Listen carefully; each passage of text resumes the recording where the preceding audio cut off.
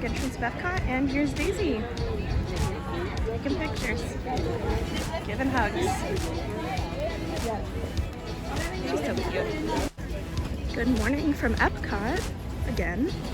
We were able to get virtual queue today. Our boarding group was boarding group 29, and we got called at 8:50. It's a little bit after that right now. You have an hour to get there after your boarding group is called.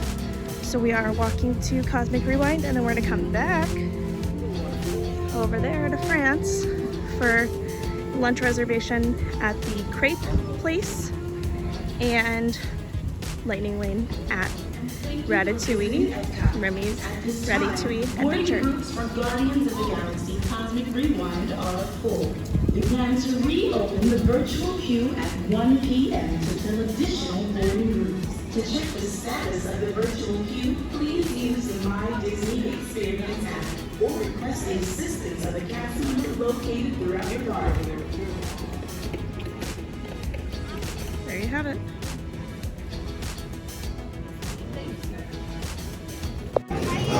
First time going through the virtual queue, third time on the ride this weekend.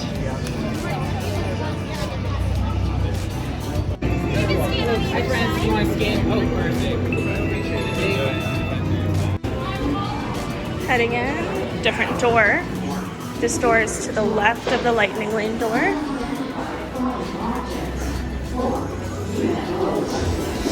We come in on the bottom of this circle. Told me that many of you Terrans still believe that these UFOs are flown by.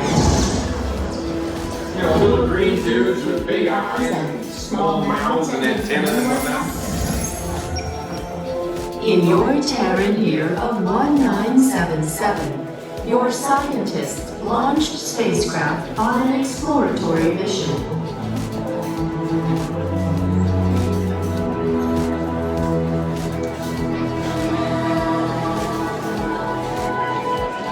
In the Terran year of 2012, Voyager 1 made the historic entry into interstellar space, the outer limits of your sun's gravitational pull.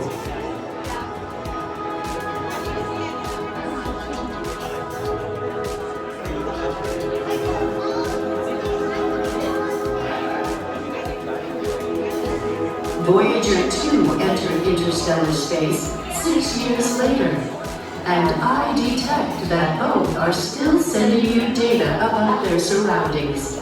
Most impressive.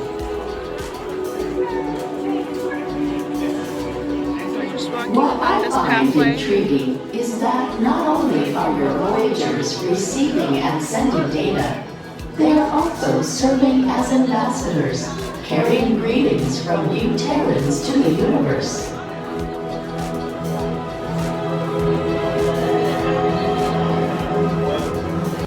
The line was pretty fast. When we came in, we were down there in that corner. We've been in here for 5 minutes and we're about to finish out in this room.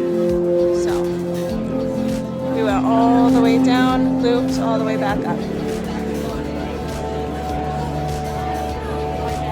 And that's where we're headed. These are along both of the queues, and it just gets you to the Disney My Experience app so that if it's not already linked to your Magic Band, you can link it.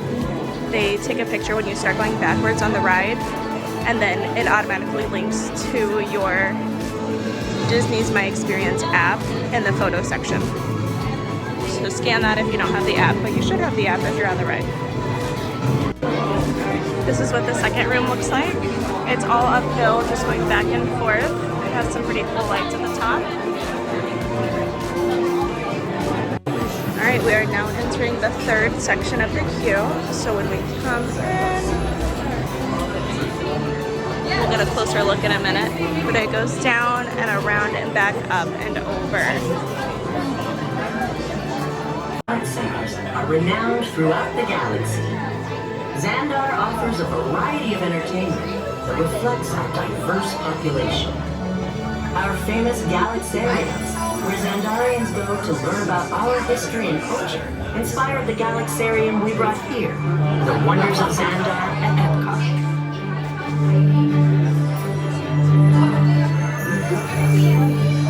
Education is paramount to all Xandarians, as evidenced by our numerous knowledge centers. They attract students from Andromeda and beyond, looking for a stellar education. We are proud of our foundational learning, and teachers are highly respected on our planet. So it has all On the different Xandar, schools we lit are up. never far removed from the natural world, and caring for the environment is one of our core principles. Our lush, exotic gardens are the envy of the galaxy. Xandar features an unparalleled collection of arboretums and recreational areas for all to enjoy. Our biomes feature rare species of flora from across the galaxy, such as Hydnora and Lithops from the Sovereign Planet. One day, we'd love to feature some specimens from your planet Terra. Our advanced building materials allow Xandar to boast some of the most remarkable structures in the universe, creating an impressive urban skyline. Over the course of our year, Xandar experiences periods of total sunlight, shifting to periods of total darkness. During the light cycle, our triple suns can appear close together in the sky, creating spectacular sunsets and sunrises. The light casts moving shadows across the city, something Xandar is famous for.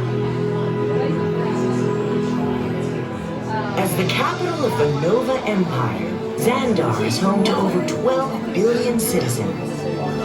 Constructed on a vast system of atolls, our city features a wide array of architectural styles, inspired by the many cultures and species who have traveled across the galaxy to call Xandar home. I heard there was a hidden Mickey in here somewhere.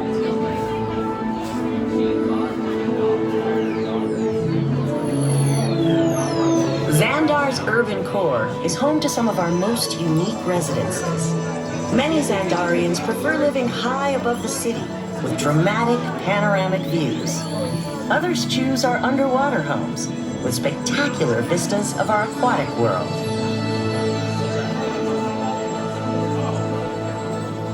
Xandar is also home to the Nova Corps, whose goal is to maintain universal peace and security while developing friendly relations with civilizations across the cosmos. Our import-export centers facilitate the trade of vast quantities of goods from all corners of the Andromeda galaxy and beyond. With an ever-expanding population, our spaceports are the busiest in the galaxy, with hundreds of thousands of ships arriving and departing daily. Highly efficient, these spaceports also connect to a system of underwater hydrobays linking to other transportation networks. Our spaceports are constantly evolving to handle the growing needs of both our civilian and Nova Corps fleets. When it comes to feeding our population, our vast agricultural farms are a true wonder. With 3 suns, our land-based habitats are capable of producing immense quantities and varieties of fresh food to feed our diverse population. At sea, our oceans glow with algae farms within the atolls, producing thousands of species of aquatic life. Of note is the delicious Xandarian snail, a delicacy we hope you might try one day. As you might imagine, our energy needs are vast. Our ocean maelstroms, which power our electrical grids, are the main source of energy for the planet. But Xandar also creates energy locally from a variety of sources. Try solar cells and sails on structures, biofuels in our waterways, and algae clusters scattered throughout the city. 2 giant dams bridge our main canal and generate hydropower for factories and technology centers. Even our citizens generate energy as they travel across inverse roadways and pedestrian paths. So we've been in this spot for about 10 minutes. I'm pretty sure the ride broke down. They haven't made any announcements yet, but usually you don't stand still for this long. Sports Alright, we're finally moving. The ride was down for about 20 minutes. They didn't make an announcement or anything, but we're just now starting to move again. It went down around 9:58-ish, and it's now like 10:18. So we just started moving again. We just entered the 4th room. Lots more back and forth around these different areas that are teaching about Xandar.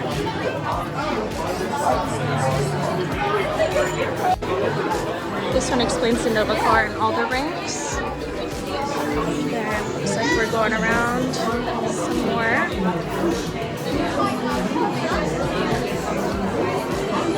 Let's see what's next. Alright, we are coming up on a Star Cruiser up here.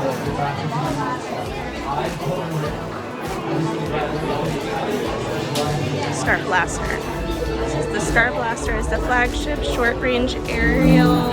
The Star Blaster is a multi-functioning single-pilot ship designed exclusively for members of the Nova Corps. Do not underestimate the sophistication of this ship because of its size.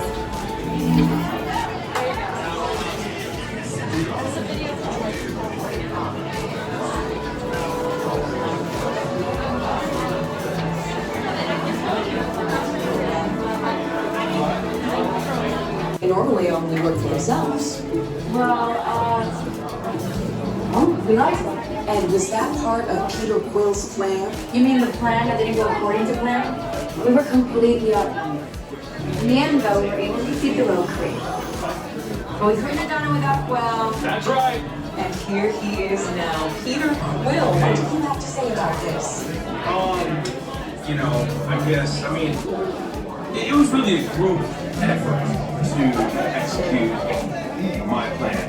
Thank you, Laura. I'm really sorry because you told me to. I would like to hear more about how Terra was chosen for this Wonders of Xandar tour. Well, that was totally my idea. And Epcot, too, because I love that place. It's awesome. I went there as a kid, and I cannot wait to get to go back and ride Horizons. Also want to see the energy, dinosaurs, and of course, hear the veggie fruit. It's the best. Can't wait. Okay, well, I'm sure it will be wonderful for you to relive all of those memories again. And it's thanks to the Guardians that Xandar is reaching out to other cultures across the galaxy.